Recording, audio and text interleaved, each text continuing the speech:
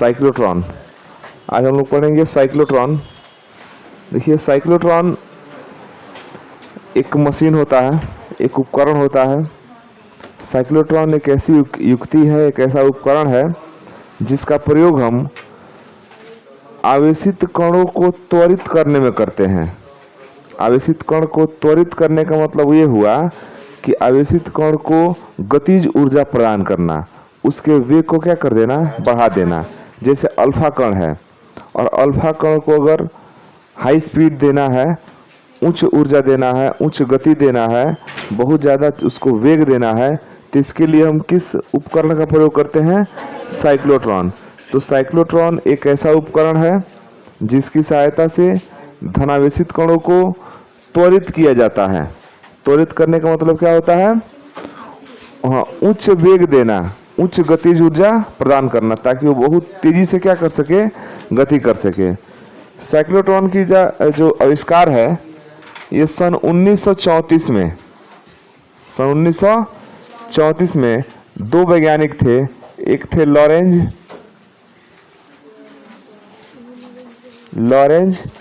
और Livingstone.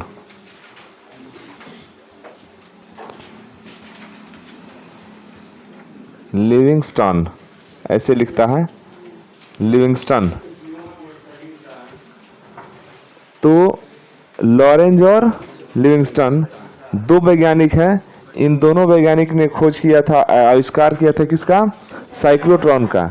Cyclotron को इसके बाद होता है कि साइक्लोट्रॉन का सिद्धांत क्या है? साइक्लोट्रॉन किस सिद्धांत पर कार्य करता है? तो साइक्लोट्रॉन दो सिद्धांत पर कार्य करता है। हम लोग पढ़े हैं वैद्युत क्षेत्र और चुंबकीय क्षेत्र। तो साइक्लोट्रॉन में, इसमें ये वैद्युत क्षेत्र और चुंबकीय क्षेत्र का मिश्रण वाला समझ लो कि उपकरण है। इसमें वैद्युत क्षेत्र भी काम करता है और चुंबकीय क्षेत्र भी काम करता है। दोनों के मिला करके काम करता है कौन? साइक्लोट्रॉन। और इसका एक ही काम है, किसी भी आवेशित कण को हाई स्पीड दे देना। कम स्पीड रहेगा उसके पास, ये क्या करेगा? उसकी स्पीड को बढ़ा देगा। यही काम है साइक्लोट्रॉन का। तो इसमें चुंबकीय क्षेत्र भी कार्य करता है और वैद्युत क्षेत्र भी कार्य करता है। दोनों के मिश्रण से दोनों क्षेत्र मिलकर जो है साइक्लोट्रॉन कार्य में आता है। देख लीजिए साइक्लोट्रॉन की संरचना क्या है। संरचना में क्या होता है कि दो इसमें चुंबक होते हैं, दो इसमें चुंबक होते हैं। जैसे मान लीजिए हमें यहाँ पर चुंबक दिखा दे रहा है, ये एक चुंबक हो गया, और एक ऐसे चुंबक हो गया। कुछ ना कुछ नॉर्थ पोल साउथ पोल होगा ना दोनों का। इसको मान लीजिए कि नॉर्थ पोल है, इसको मान लीजिए साउथ पोल है। ये इस तरह से चुंबक लगे हुए हैं, ऐसे ऊपर वाला नॉर्थ पोल है, नीचे वाला साउथ पोल। तो सभी लोग जानते हैं कि चुंबकीय बल रेखाएं नॉर्थ पोल से निकलती हैं, साउथ पोल में प्रवेश करती हैं। मतलब चुंबकीय क्षेत्र की जो दिशा होती है ना, वो नॉर्थ से कहाँ होता है? साउथ की तरफ होता है, नॉर्थ से साउथ की तरफ। मतलब अगर आप ऊपर से ऐसे झांक कर देखेंगे ना, ऊपर से, ऊपर नॉर्थ पोल है, नीचे क्या है? साउथ पोल है। ऊपर से देखेंगे तो चुंबकीय क्षेत्र जो है ना आपके सामने आगे की तरफ होगा। समझ रहे हैं? ऊपर से कहाँ जा रहा है? चुंबकीय बल रेखाओं, चुंबकीय क्षेत्र की दिशा कहाँ है? ऊपर से नीचे की ओर। तो अगर ऊपर से आप देखेंगे तो आपको कैसा लगेगा? नजदीक आता हुआ कि दूर जाता हुआ? दूर जाता हुआ नहीं दिखाई देगा। यहाँ से चुंबकीय क्षेत्र कैसा है? इस तरह से है, और यहाँ पर चुंबकीय क्षेत्र इस तरह से है। तो ऊपर से देखेंगे तो आपको चुंबकीय क्षेत्र की दिशा क्या होगी? अंदर के तरफ, हमसे दूर जाते हुए। समझ आ रहा है? हमसे दूर जाते हुए। और इसी चुंबकीय क्षेत्र में, ये जो बीच वाला एरिया है, इसी में डी आकार के दो खोखले पात्र लगे होते हैं, जिनको हम डीज बोलते हैं। क्या बोलते हैं? डीज बोलते हैं। इसी में आपका लगा होता है डीज।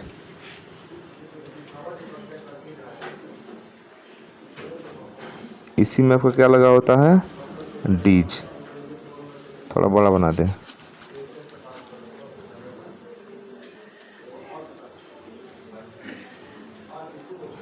इसी में आपका क्या होता है? डीज होता है। ठीक है। और ये डीज जो है ऑलरेडी किस में स्थित है, चुंबकीय क्षेत्र में स्थित है। अब ये चुंबकीय क्षेत्र इस तरह से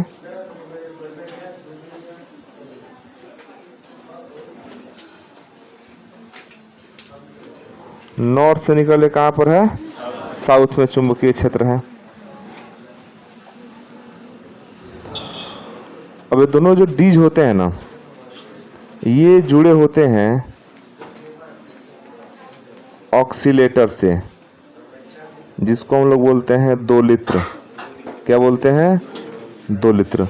दोलित्र की सहायता से इसमें जो धारा प्रवाह हो रहा होता है ना, इसमें ऐसी सोर्स है जो भी धारा प्रवाहित हो रहा होता है, उसके धन और ऋण के बदलने की जो दिशा है वो हम किससे कंट्रोल करते हैं, दोलित्र से।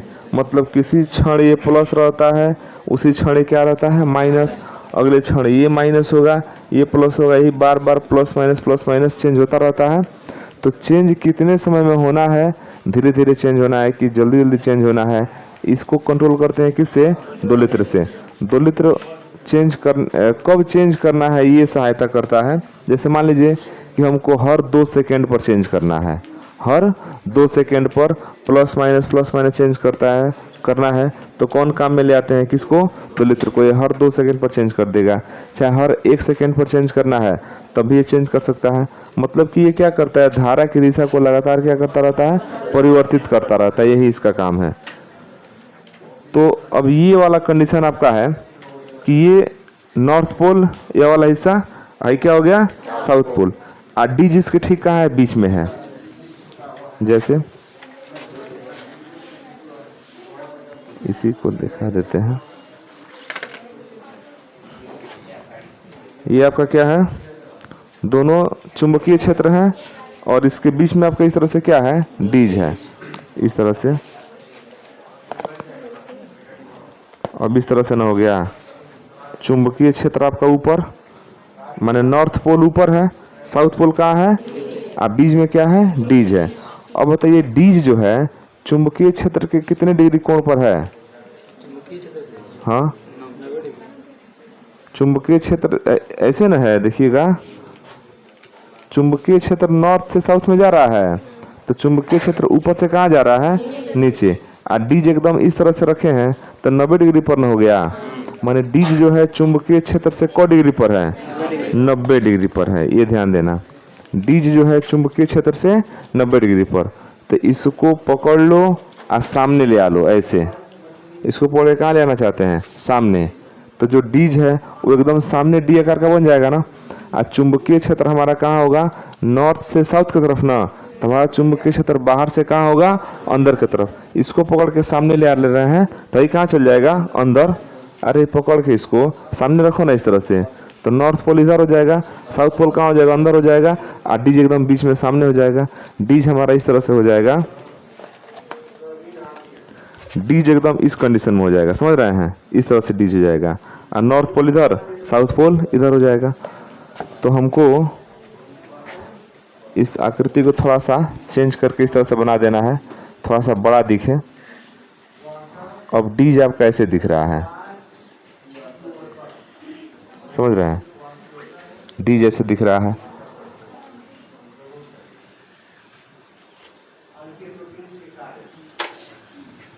ये हमारा क्या हो गया, डीज हो गया। ये वाला चीज थोड़ा बड़ा कर दिए हैं।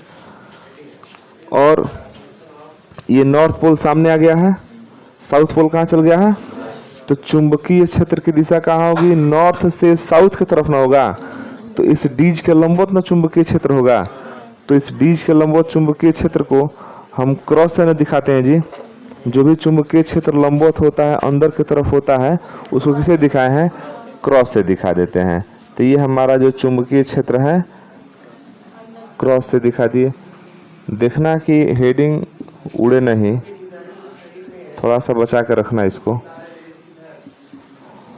कंसेप्ट समझ लोगे ना तो लिखने में बहुत मेहनत नहीं है। ये चुंबकीय क्षेत्र है जो कहाँ है, डीज के तल के लंबवत अंदर की ओर न है, इसीलिए क्रॉस से दिखा रहे हैं। अब बाहर की तरफ होता तो डॉट से दिखाते। कोई समस्या नहीं ना इसमें जी। हमारे पास दो डीज हैं, एक को D1 से दिखाते हैं और एक को, ये आपका D1 है, समझे, इसको बोलते हैं डीज, ठीक। एक आपका क्या है D2, ये भी आपका क्या है डीज है, इसका नाम वो डीज है, डी आकार का रहता है ना, इसलिए इसका बोलते हैं डीज बोल देते हैं। अच्छा, ये खोखला होता है, समझे, ये कैसा होता है, खोखला होता है, इस तरह से होता है। जैसे मान लीजिए डीज ऐसे है ना, तो ये ऐसे इसमें जगह होता है। जगह इसलिए होता है कि घुस करके से कोई कण इसमें जाएगा, आ घुस करके से निकलने का जगह होता है, ऐसे जाएगा, आ घुस करके से क्या हो जाएगा, निकल जाएगा। खोखला होता है अंदर से, ये अंदर से खोखला होता है, ऐसे कण घुसेगा तो ऐसे घूम के आराम से निकल के चला आएगा, इधर भी कण घुसेगा तो ऐसे निकल के आराम से चला आएगा, ये अंदर से खोखला होता है, ठीक है। और एक किसमें स्थित है, चुंबकीय क्षेत्र में स्थित है। चुंबकीय क्षेत्र लंबवत हम लोग का है ना, डीज के लंबवत चुंबकीय क्षेत्र, इसीलिए इस चित्र को बनाया गया है ताकि ये दिखे। डीज हमारा इस तरह से है और चुंबकीय क्षेत्र जो है नॉर्थ से कहाँ जा रहा है, साउथ में, तो लंबवत ही तो जा रहा है इस डीज के। डीज को ऐसा थोड़ी रखे हैं कि ऐसे, अच्छा डीज को ऐसे तिरछा रख देंगे अब तब चुंबकीय क्षेत्र को ऐसे भेजेंगे तो हमारा 90 डिग्री होगा, नहीं, डीज एकदम सीधा है और चुंबकीय क्षेत्र ऊपर से कहाँ जा रहा है, नीचे, इसीलिए हम कह रहे हैं कि लंबवत है। ऐसी चीज को हम इसको पकड़ के ले आ दिए एकदम सामने, समझे, ये कहाँ चल गया, अंदर, तो डीज हमारा कुछ इस तरह दिख रहा है। और इसको अब बनाने की जरूरत नहीं है क्योंकि हमको चुंबकीय क्षेत्र न बस देखना है, तो चुंबकीय क्षेत्र का तल हमारा कहाँ है, तल के लंबवत अंदर के तरफ है, ये हो गया डीज। अब डीज में ना एक छोटा सा बीच में कोष्ठ होता है, यहाँ पर डीज में क्या होता है, कोष्ठ होता है, कोष्ठ में छोटा सा भाग होता है। इस छोटे से भाग में क्या होता है ना, इस छोटे से भाग में एक तंतु लगा होता है, फिलामेंट, समझे, और उस कोष्ठ में कुछ गैस भरे होते हैं, जैसे हाइड्रोजन गैस भरा गया होता है, फिलामेंट उसमें लगा होता है।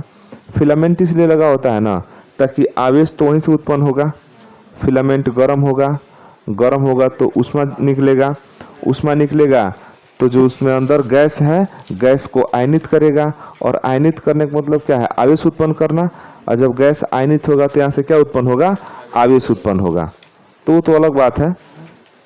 कोष्ठ होता है, उसमें एक फिलामेंट होता है, उस कोष्ठ में क्या भरा रहता है, हाइड्रोजन गैस, सिर्फ हाइड्रोजन ही नहीं अन्य गैस भी भर सकते हैं, जो आवेश जो आयनित होने वाला होगा उसको आराम से भर सकते हैं।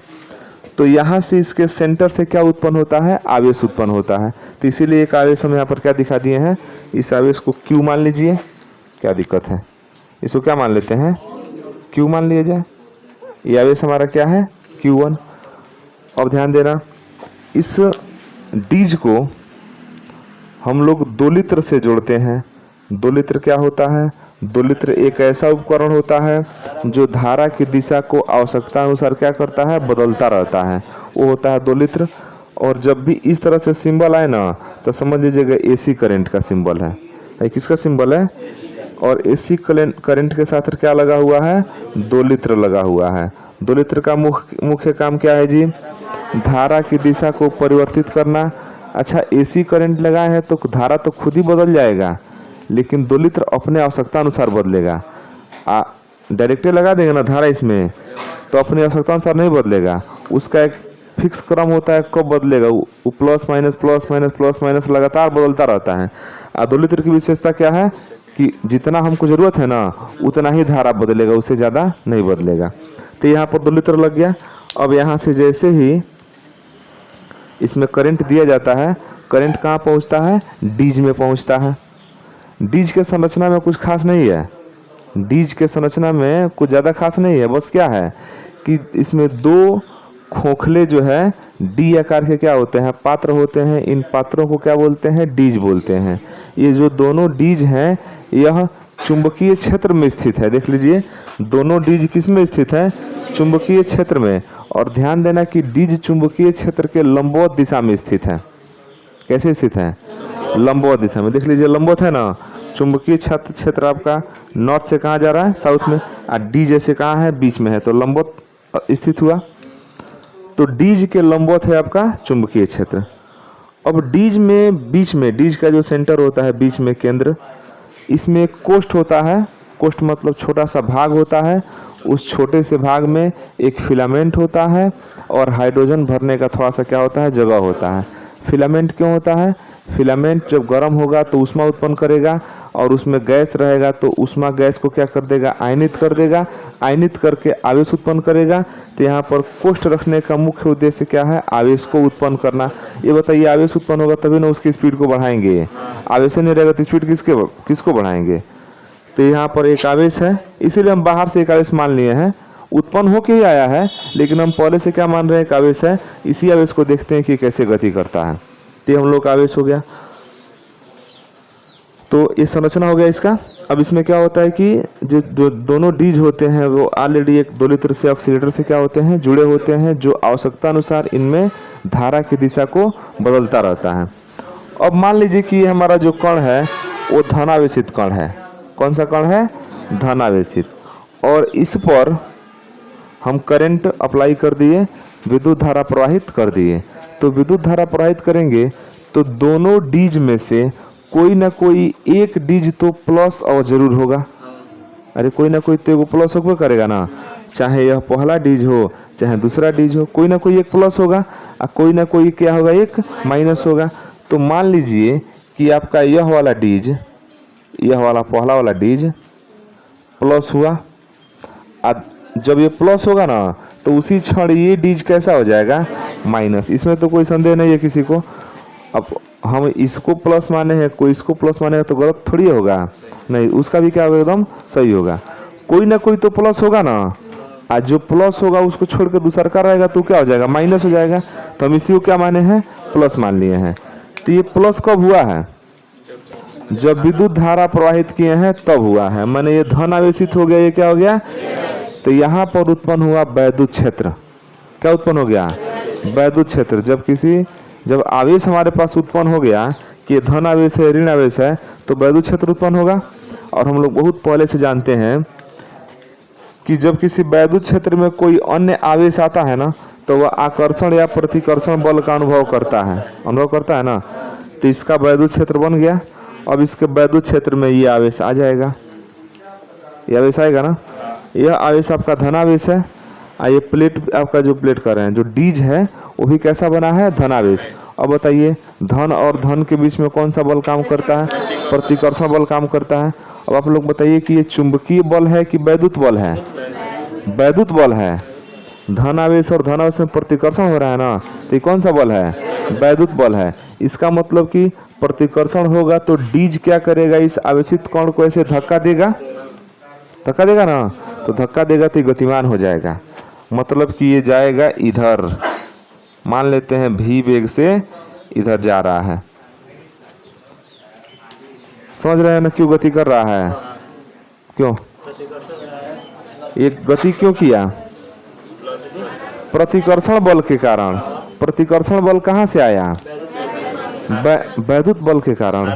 प्रतिकर्षण ही वैद्युत बल है, वो आया है विद्युत धारा के कारण।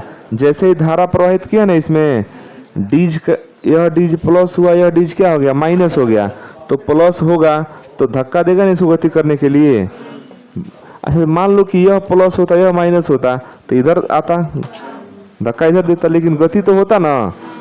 तो ये मान लीजिए प्लस है, उधर हो गया माइनस, तो ये धक्का देगा इसको गति कराएगा। जैसे ही ये गति हुआ तो ध्यान दीजिए कि चुंबकीय क्षेत्र हमारा तो लंबवत है, गति इसके लंबवत हो रहा है। देख लीजिए, चुंबकीय क्षेत्र डीज के लंबवत है।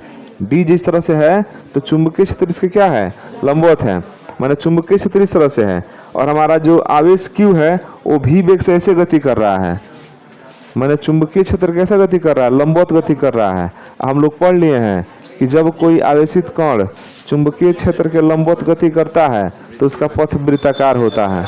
याद है, एक बार निकाल लेते हैं उसकी दिशा को। तो उसकी दिशा को हम दाहिने हाथ के अंगूठे के नियम से निकालते हैं ना। हम इन चारों उंगलियों कहाँ रखते हैं, उधर रखते हैं जिधर वेग है। अब मोड़ने पर ये उधर जाना चाहिए जिधर चुंबकीय क्षेत्र है। तो जो अंगूठा होगा किसको बताता है, बल की दिशा को बताएगा। किसको बताएगा, बल की दिशा को। तो भी देखिएगा, भी की तरफ हमारा उंगली है, ऐसे जा रहा है ना।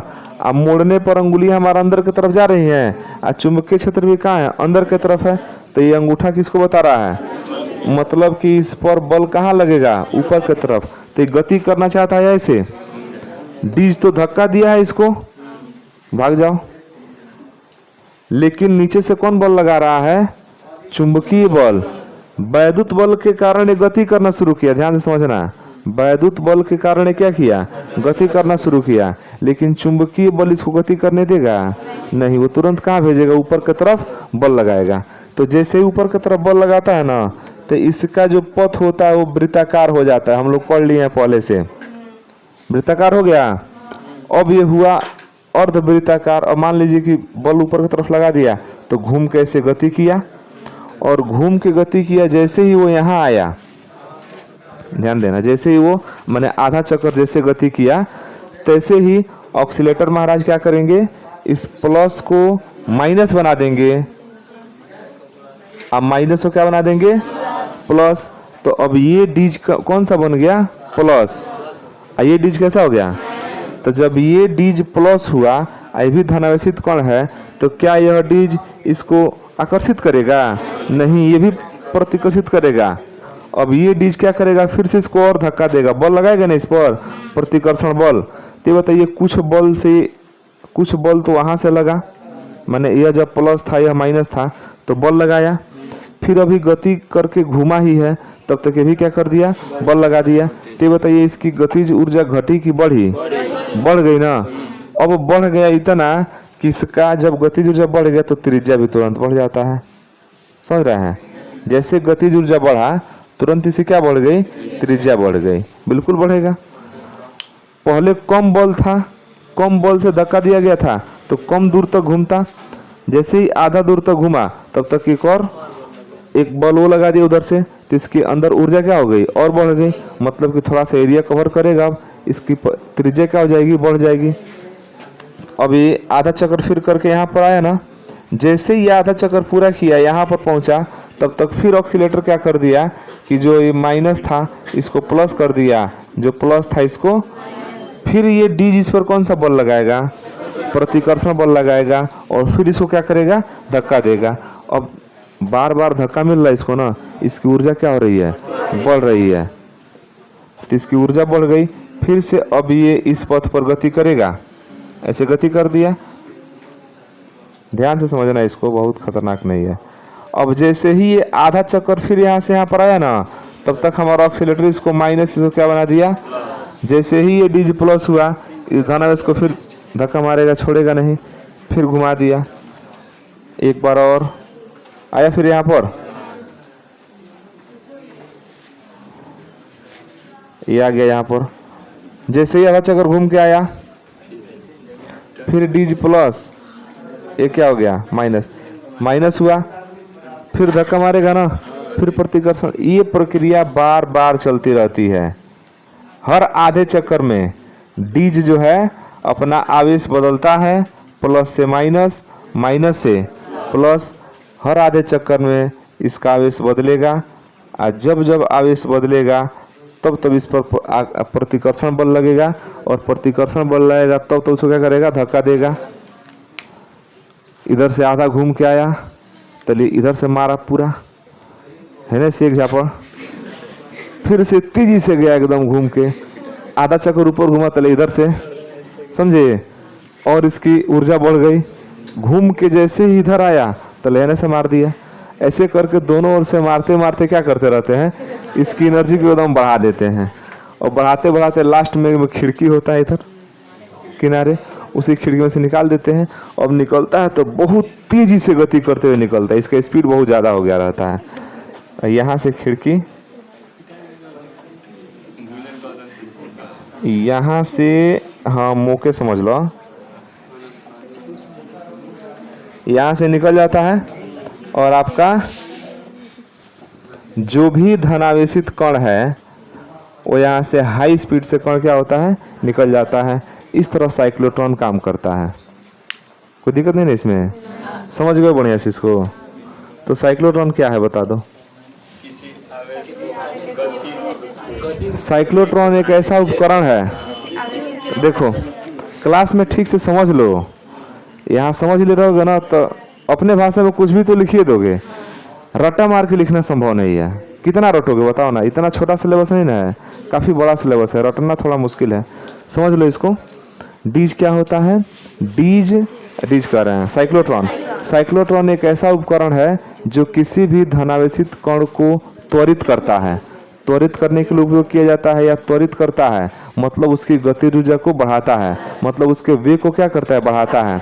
तो कहीं पर हमको धनावेशित कण का वेग बहुत ज़्यादा रखना है ना, या किसी भी काम में हाई स्पीड का धनावेशित कण यूज करना है, तो उस हाई स्पीड को कहाँ से प्राप्त करते हैं? साइक्लोट्रॉन से। ठीक, साइक्लोट्रॉन में दो सिद्धांत काम करते हैं, यह चुंबकीय क्षेत्र और वैद्युत क्षेत्र का मिश्रण वाला सिद्धांत है। माने इसमें चुंबकीय क्षेत्र भी काम करेगा और वैद्युत क्षेत्र भी काम करेगा। ठीक है। साइक्लोट्रॉन की खोज नहीं, साइक्लोट्रॉन का आविष्कार सन 1934 में लॉरेंज और लिविंगस्टन ने किया था। दो वैज्ञानिक थे, इन्होंने सन 1934 में इसका खोज किया था। साइक्लोट्रॉन जो होता है, इसकी संरचना की अगर हम बात करें तो संरचना में इसके ऊपर नॉर्थ पोल और नीचे साउथ पोल, मतलब कि यही आपका बीच वाला चीज साइक्लोट्रॉन है। और साइक्लोट्रॉन ऑलरेडी किसके अंदर स्थित होता है? चुंबकीय क्षेत्र के अंदर स्थित होता है। साइक्लोट्रॉन में क्या होता है? तो साइक्लोट्रॉन में दो डीज होते हैं, माने डी आकार के खोखले पात्र होते हैं। डी आकार के खोखले पात्र, और डी आकार के खोखले पात्र इस प्रकार होते हैं ना, इस प्रकार होते हैं कि इसमें से कोई चीज ऐसे प्रवेश करके बाहर निकल आएगा। समझे? तो इसी तरह कितना लिया जाता है? दो लिया जाता है, और दोनों को एक अल्प दूरी पर क्या कर देते हैं? व्यवस्थित कर देते हैं। दोनों डीज को अल्प दूरी पर व्यवस्थित कर दिया जाता है। डीज के जो दोनों डीज के जो सेंटर है यहाँ पर बीच में, इसमें एक कोष्ठ होता है। उस कोष्ठ में छोटा सा भाग होता है, खाली भाग। उस भाग में क्या भरते हैं? गैस भर देते हैं, और उसमें एक फिलामेंट होता है। फिलामेंट का काम क्या है? ऊष्मा उत्पन्न करना, और उस ऊष्मा से गैस क्या होगा? आयनित होगा। जब आयनित होगा तो आवेश बनेगा यहाँ से। ठीक है। अब वो तो कोष्ठ हो गया। अब इस डीज को जोड़ते हैं 2 लीटर से। 2 लीटर क्या है? 2 लीटर में तो एसी करंट जाएगा, साथ ही साथ 2 लीटर क्या करेगा? अपनी आवश्यकता अनुसार धारा की दिशा को पलटेगा, प्लस माइनस लगातार बदलता जाएगा अपनी आवश्यकता के अनुसार, जरूरत के अनुसार। तो ये आपका 2 लीटर लग गया। अब इसमें आवेश है, क्यों जी? फिलामेंट आवेश उत्पन्न किया है ना, फिलामेंट गैस को आयनित किया, वहाँ से क्या उत्पन्न हो गया है? आवेश। अब जैसे ही आवेश उत्पन्न हुआ, इसमें 2 लीटर द्वारा करंट दिए ही हैं, तो आपका डीज है जो है, पहला डीज दूसरा डीज, दोनों में से कोई ना कोई एक प्लस होगा। मान लीजिए पहला डीज क्या हो गया? प्लस। दूसरा डीज क्या हो गया? तो इसमें आवेश उत्पन्न हो चुका है, डीज भी आपका प्लस माइनस हो गया है। तो यहाँ पर कौन सा बल काम करेगा? वैद्युत बल काम करेगा। वैद्युत क्षेत्र के कारण डीज में आवेश उत्पन्न हो गया है, तो इसके ये वैद्युत क्षेत्र उत्पन्न कर दिया। अब वैद्युत क्षेत्र में कोई आवेश अगर स्थित है तो वह आकर्षण या प्रतिकर्षण बल का अनुभव करेगा। तो डीज पॉजिटिव हो गया, आवेश भी कैसा है? पॉजिटिव है। तो डीज क्या करेगा? इस आवेश को धक्का देगा, गति करना शुरू कर देगा। जैसे ही आवेश को धक्का दिया तो आवेश हमारा क्या कर गया? गतिमान हो गया ना। और आवेश गति करेगा चुंबकीय क्षेत्र के लंबवत। चुंबकीय क्षेत्र कहाँ है? अंदर की तरफ न है, और आवेश इसके लंबवत न गति कर रहा है। तो आवेश जब किसी चुंबकीय क्षेत्र के लंबवत गति करता है तो वहां पर काम करता है चुंबकीय बल। पहले काम किया वैद्युत बल, अब कौन काम करेगा? चुंबकीय बल। तो वैद्युत बल इसको वेग दे दिया, और चुंबकीय बल क्या किया? इसकी दिशा को बदल दिया। क्योंकि हम लोग जानते हैं कि जब कोई आवेशित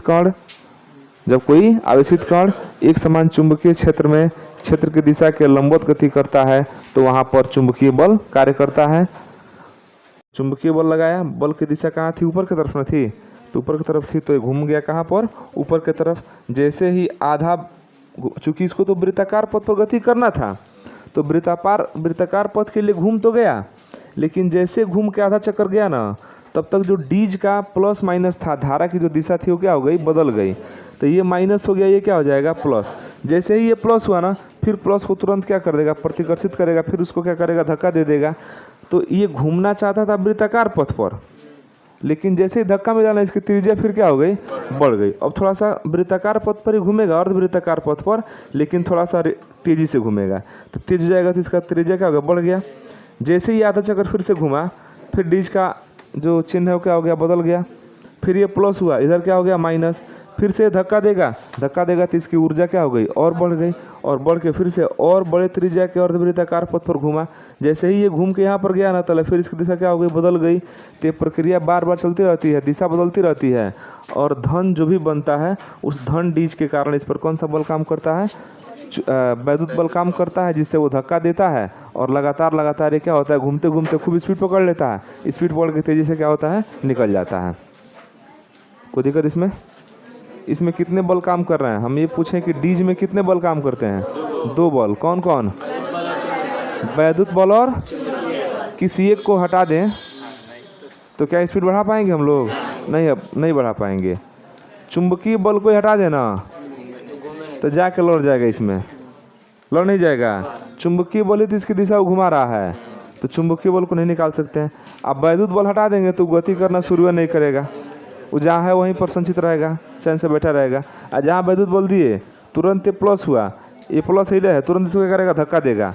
तो दोनों में से किसी एक को हटा देंगे, अनुपस्थित कर देंगे, तो ये हमारा फेल हो जाएगा पूरा सिद्धांत। समझ में आया? लिखा जाए इसको।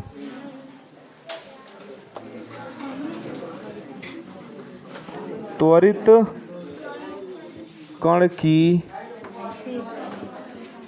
गतिज ऊर्जा।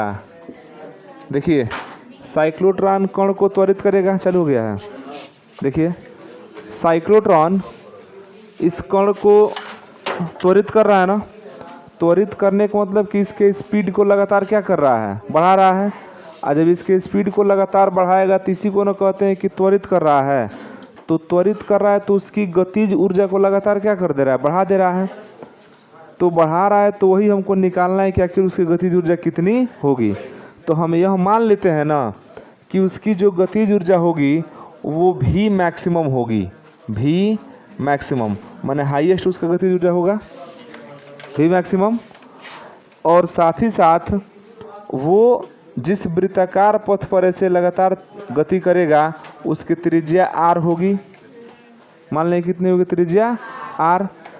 आवेशित कण का द्रव्यमान हम मान लेते हैं कितना है, m है। तो एक सूत्र पढ़े थे पहले, हम लोग पढ़े थे, जब कोई आवेशित कण चुंबकीय क्षेत्र के लंबवत दिशा में गति करता है तो उसका पथ कैसा होता है, वृत्ताकार होता है। तो वहाँ पर वृत्ताकार पथ की त्रिज्या r के लिए एक सूत्र लिखा गया था, वो सूत्र बताओ तो। वहाँ पर स्मॉल r लिखा गया होगा, स्मॉल r इक्वल टू, याद है, mv बटा qb होगा। स्मॉल r इक्वल टू था mv बटा qb, mv बटा स्मॉल r वहाँ त्रिज्या था। अच्छा वहाँ साइक्लोट्रॉन थोड़ी था, वहाँ एक समान चुंबकीय क्षेत्र था और उस चुंबकीय क्षेत्र के लंबवत कण प्रवेश किया था तो पथ वृत्ताकार हो जाता है ना। उसी वृत्ताकार पथ की त्रिज्या के लिए सूत्र निकाला गया था r इक्वल टू mv बटा qb। m कण का द्रव्यमान था, v कण का वेग था, q उस कण का आवेश था, b चुंबकीय क्षेत्र था, r उसकी त्रिज्या थी। ये निकाला जा चुका है। तो हम यहाँ पर त्रिज्या कैपिटल r मान लेते हैं, कण का द्रव्यमान m रहेगा और वेग हम हाईएस्ट वेग तक पहुँचते हैं v मैक्सिमम। बाकी q इंटू बी, ठीक है, q आवेश है और b क्या है, चुंबकीय क्षेत्र है। तो हमको निकालना है गतिज ऊर्जा ना, और गतिज ऊर्जा के लिए सूत्र होता है k equal to 1/2 mv square, ये ना फार्मूला होता है। अब देखिएगा यहाँ से अगर हम mv निकाल दें, mv मैक्सिमम, तो क्या हो जाएगा q r b, चाहे r q b, r q b, बात एक ही है। तो mv मैक्सिमम कितना आ गया, r q b। ध्यान देना r यहाँ पर त्रिज्या है जो हर क्षण क्या हो रहा है, बदल रहा है। लेकिन मैक्सिमम त्रिज्या कितना हो गया है, जब निकलना है कण को तो पूरा हम कितना मान लिए हैं, r मान लिए हैं। तो उस समय ऊर्जा हमको देखना है कि जब ये निकल रहा है ना तो उस समय कितना इसके पास गतिज ऊर्जा है। तो ये सूत्र तो पहले से पता है, small r equal to mv बटा qb। यहाँ पर कैपिटल R हो गया। अब वेग हमारा हाईएस्ट हो गया क्योंकि हाईएस्ट वेग से ना निकल रहा है, तो mv मैक्सिमम बटा qb। यहाँ से हम mv मैक्सिमम का फार्मूला निकाल दिए, कितना आ गया, r क्यू बी। अब हमको निकालना है गतिज ऊर्जा, तो लिखेंगे कि इट इम्प्लाइज दैट कण की गतिज ऊर्जा, तो कण की गतिज ऊर्जा के ही होता है ना जी, फार्मूला होता है 1/2 mv²। लेकिन ध्यान देना कि हम लोगों का जो है 1/2 m भी मैक्सिमम न है, भी मैक्सिमम का स्क्वायर। हम क्या कर रहे हैं कि ऊपर और नीचे माने यम से गुणा कर दे रहे हैं, ऊपर भी गुणा कर दे रहे हैं यम से, नीचे भी। थोड़ा इस तरह से देखिए 1/2 m² भी मैक्सिमम स्क्वायर, आज जो बटा 2 देख रहे हैं ना, यहीं पर यम लगा देते हैं, तो एक यम से फिर एक यम कट नहीं जाएगा। और तुम लोग सोचोगे ऐसा क्यों किए हैं? ऐसा इसलिए किए हैं कि एम भी का मान ज्ञात है, बस इसका स्क्वायर करेंगे तो m² v² का मान आराम से इसमें लेकर रख देंगे। तो देखिएगा 1/2 यम ये तो है ही, और m² v² का मान कहाँ से निकालेंगे? यहाँ से निकलेगा m² v मैक्सिमम स्क्वायर बराबर r² q² b², निकल जाएगा।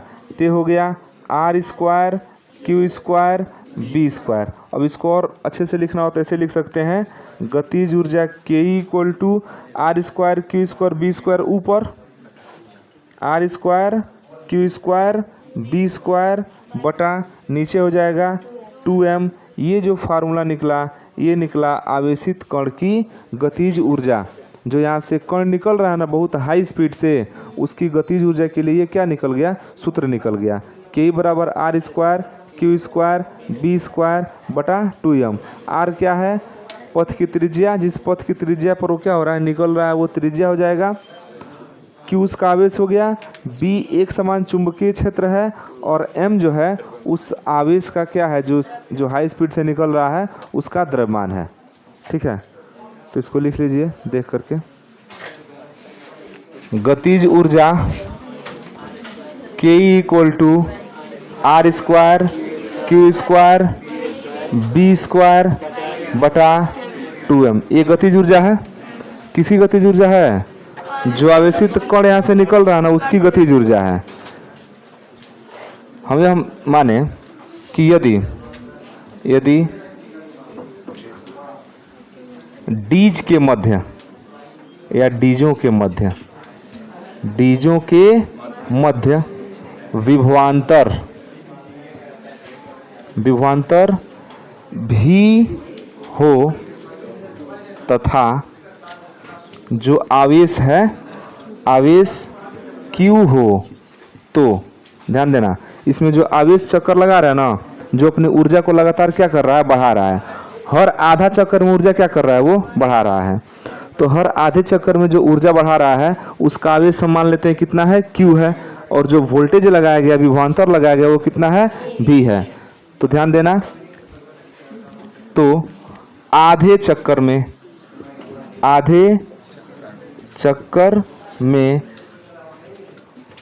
ऊर्जा में, आधे चक्कर में कण के ऊर्जा में आवेशित, आधे चक्कर में आवेशित कण के ऊर्जा में वृद्धि,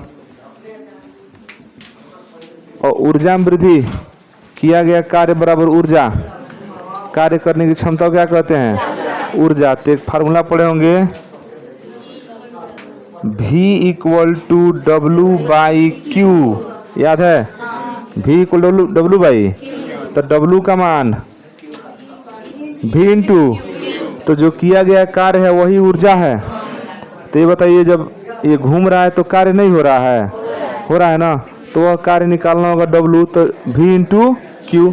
तो हमारा जो विभवांतर है वो V है ही और आवेश Q है ही।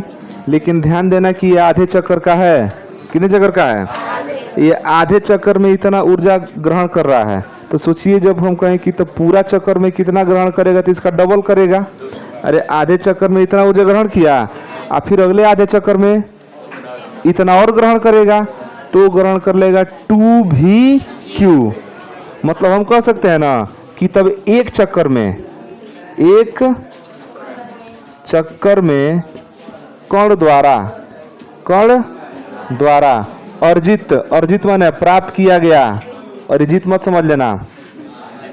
हाँ, कण द्वारा अर्जित गतिज ऊर्जा, कण द्वारा अर्जित गतिज ऊर्जा बता दो कितना, 2VQ। कितना?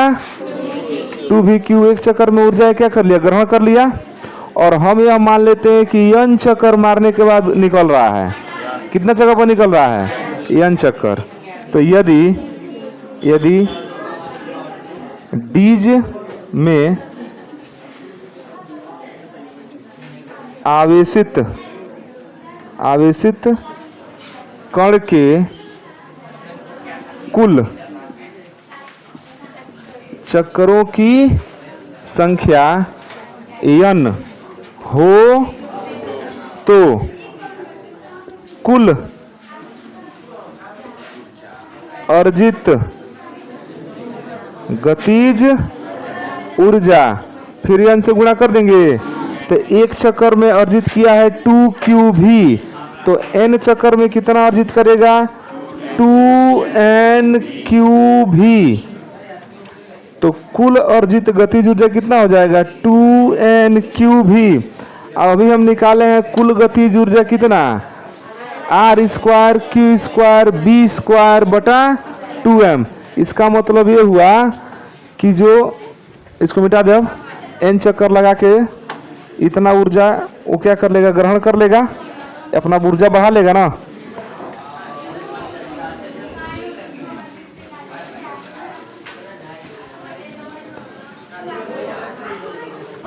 अब हम ये कह सकते हैं कि जो Ke गतिज ऊर्जा है वो R² Q² B² बटा 2m तो है ही, साथ ही साथ किसके बराबर होगा, 2NQV।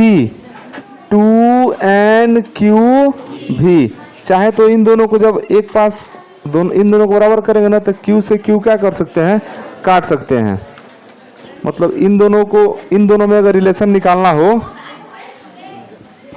इन दोनों में, तो Q से Q क्या हो जाएगा, कट जाएगा। तो हो जाएगा R² Q B² बटा 2m।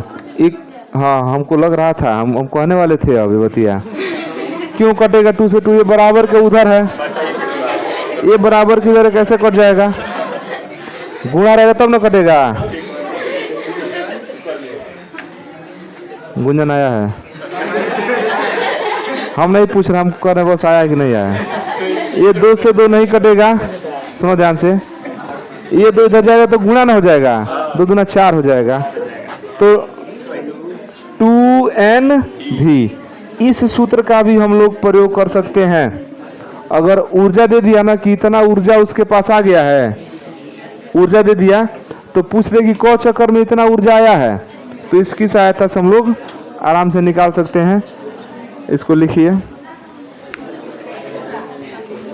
हाँ बिल्कुल पूरा लिखिए।